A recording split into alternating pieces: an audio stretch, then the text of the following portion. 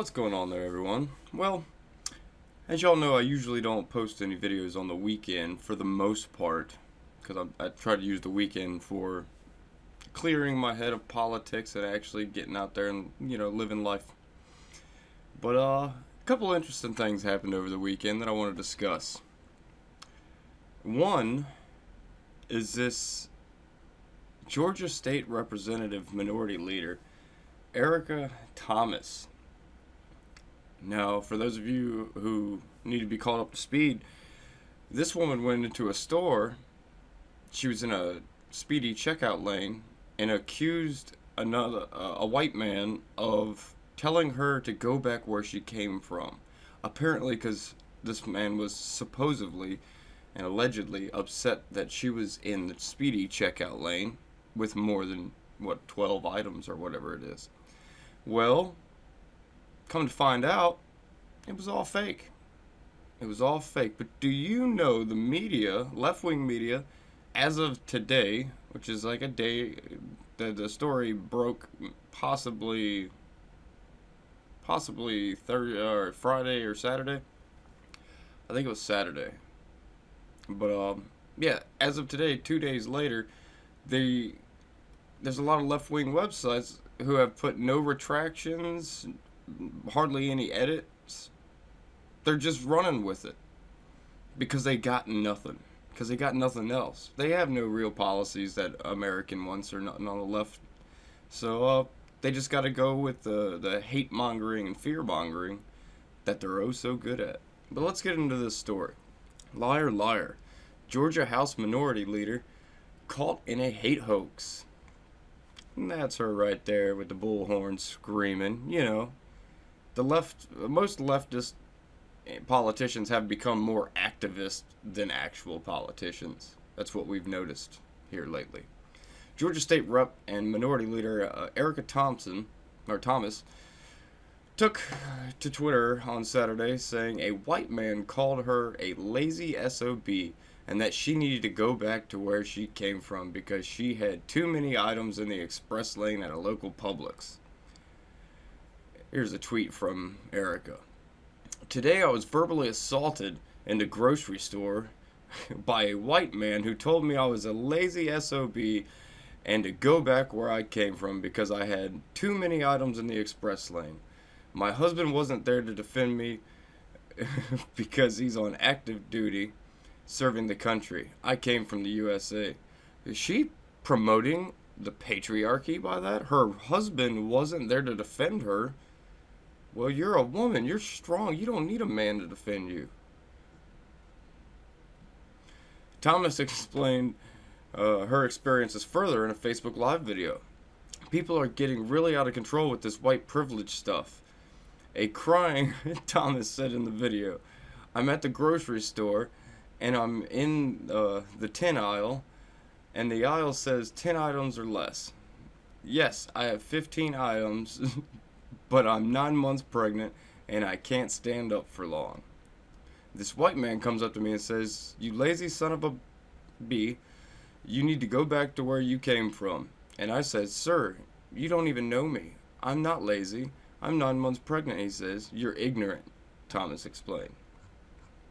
To make things even more interesting, the man Thomas accused of making the comments, Eric Sparks, showed up at her press conference to challenge her story.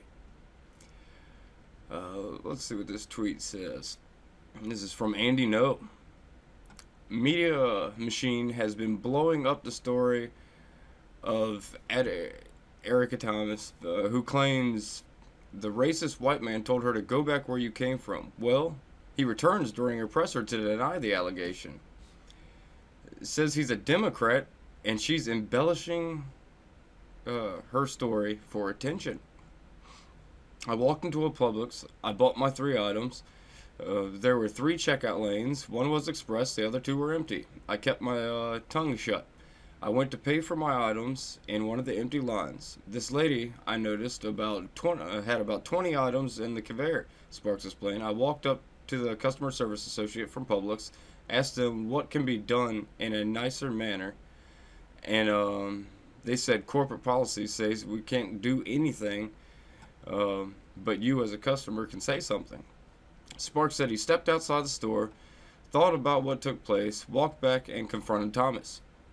I said, "Ma'am, not to be rude," my exact first words, point at the sign, which shows it in the surveillance camera, which I've seen already. Point at the sign, 10 items or less. She berates me after that. I don't remember exactly what she said, but on camera, she approached me, came towards me as I took a couple steps back. I said, "You're selfish." She mentioned she was 9 months pregnant, and I told it didn't matter in this case. It has no point on this case. There are 2 empty lines. You don't need to be in the express line. According to Sparks, the 2 exchanged words, at which point he said, "You're a selfish little B-word." He said after he made the comment, he walked out of the grocery store. Her words on Twitter and on her Facebook video saying, "I told her she needs to go back where she came from," is untrue. He said, "I'm Cuban, not white." Well, I'll be. Erika Sparks, this is from Andy No. Erika Sparks absolutely denies claim that he told politician Thomas to go back where you came from. He says the argument started over her using the express line while having too many items. But but here's where things get even more interesting. Sparks said he's a Democrat, and the only reason Thomas is doing this is for political gains. Now, we could all imagine that. And sorry, I know I'm turning violently red. It's not because I'm angry at this. It's because I take niacin every day. So yeah, I get really red. But this is... It's... The left has destroyed the word racist or racism, bigot, all that, because they use it for everything. This guy, did he really need to do this, period? No. I've seen many people go through express lines with way too much stuff. I just don't care. Personally, I just don't care.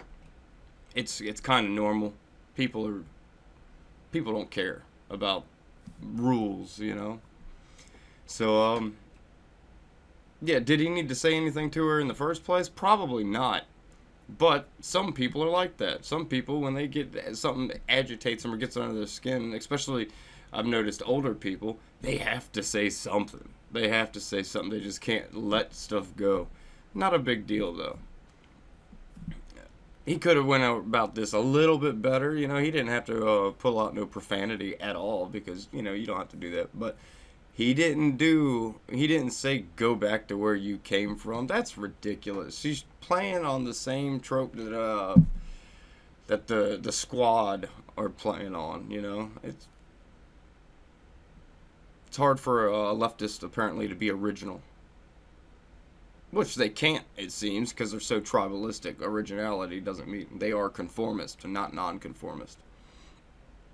This woman is playing the victim for political purposes because she is in a state legislator, Sparks said. "I'm a Democrat and will vote Democrat for the rest of my life." See, that's another problem, too, is this tribalism. That's what I was just talking about. Even he is ate up with tribalism. He's going to vote Democrat for the rest of his life. That's not cool.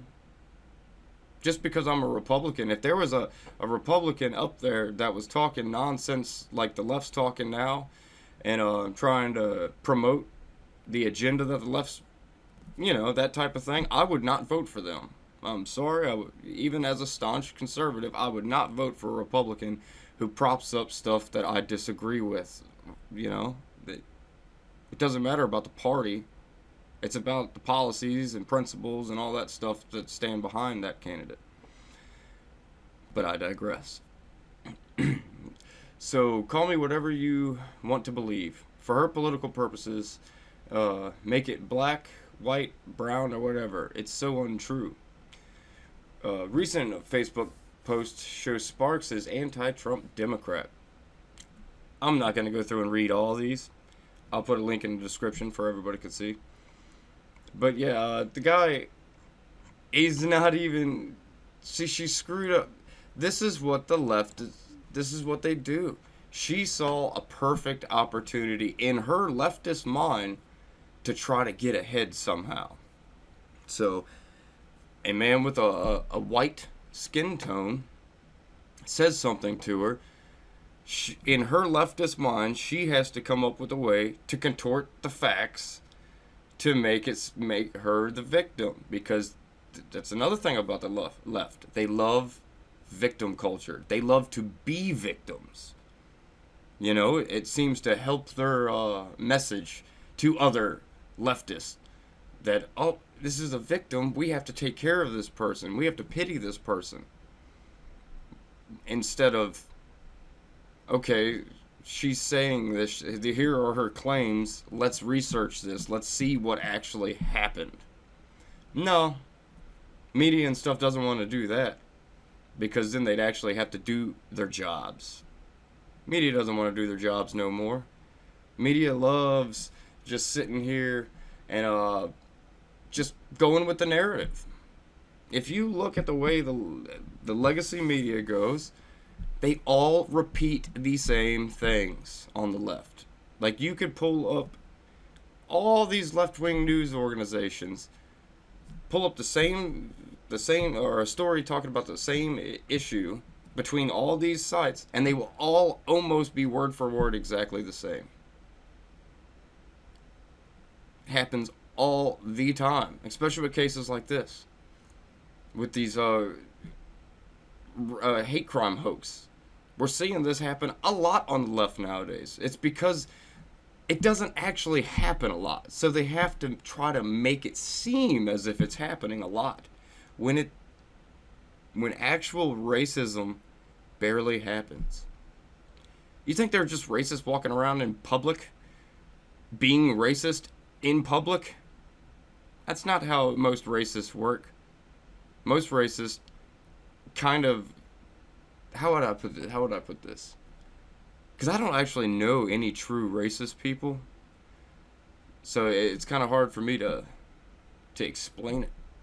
But people just don't go in public and be racist, because then the public will see that that person truly is a racist person, and they will be condemned extraordinarily hard. Look at Richard Spencer. That's a real racist person. No one likes him. No one on the right likes him. No one on the left likes him. It's because he's a real racist person. No one likes real racist people. But they're just few and far in between. Yes, you'll have people that say kind of racist things. Everyone does that, unfortunately, though. It's common. One of my best friends, my old black man, he's like a brother. And god dang, and he's a Democrat, but we kick it all the time. I went over there over the weekend and we had a blast. But that's one of the things, is me and him could sit here and joke about politics, race, and everything. We're on two completely different sides of the aisle. But you know what? We don't care, because it's funny. We actually get a kick out of it. You know, he's always like, you white people are fucking crazy. Excuse my language, so I apologize. But, you know, and I'm like, yeah, you black people are crazy too. And we get a chuckle out of it. We laugh because we know there's no hate in each other's hearts. You know, we know that we're just goofing around. But the left can't do that at all. The left can't, like, this type of left. Because, like I said, my buddy, he's a Democrat, and he's on the left. But he's not an insane lefty, you know? He hasn't gone too extreme. He's actually more of a centrist. The problem is he just believes whatever the legacy media tells him until we speak, and then I start fact-checking everything, and then he's like, oh, I'll be damned. But yeah, this is the state of the left. This is the state of the left that we're in. It makes me laugh because you're seeing them just spiral out of control with all the lies, all the vitriol, all the hatred towards white people, which America's around 58%. You shouldn't be so evil towards white people. They're the ones who have been helping vote you in office. You're eating your own. It's not that smart. You shouldn't hate anybody. You shouldn't sit there and say these people are more privileged than these people, because that's not what America's about, first off. America's about equality. It's about equality. I do believe we've come so far in this country from where we started. Everyone should just be happier. We live in the greatest freaking country in the world, in one of the greatest times. Everyone's got technology. Everyone's having a pretty good time. Yes, we have issues we need to work on, but do you think we're going to get anywhere on real issues when we have stuff like this happening? For political purposes, people are using fake hate hoaxes and stuff for political purposes. How is that going to bridge the gaps? It's not. It's going to widen the gap. Stop doing that. Stop doing it. I mean, but you can see the Democrats are just falling from grace more and more every day. They're absolutely out of control. When they have nothing better to do but spread lies, clear lies, they got nothing. That's how you know they are at the bottom of the barrel looking for scraps, because they got nothing. Love to hear your comments, and as always, like, share, and subscribe. I will catch you on the flip side.